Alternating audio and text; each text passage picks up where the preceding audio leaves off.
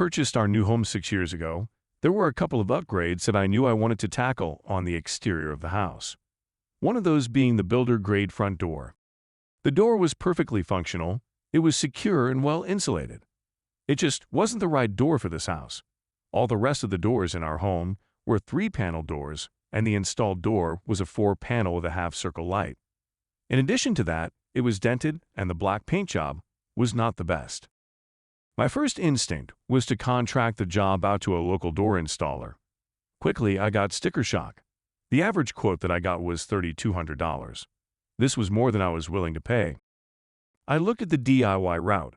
Though I'm capable of many jobs around my house, the thought of doing a project that would create a hole in my house that I would have to complete in less than 12 hours was daunting. Plus, since I use the door every day, if it wasn't perfectly installed, it would bother the heck out of me.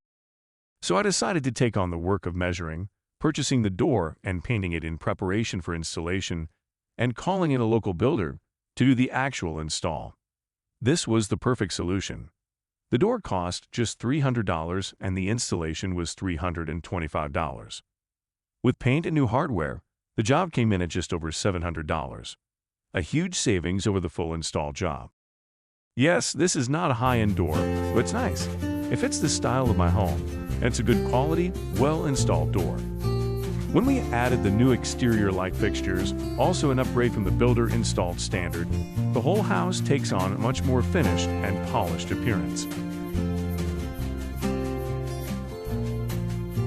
Please take a moment to give this video a thumbs up, and if you're looking for more content like this, subscribe to our channel. Thanks for spending a few minutes on Sugar Rush Trail.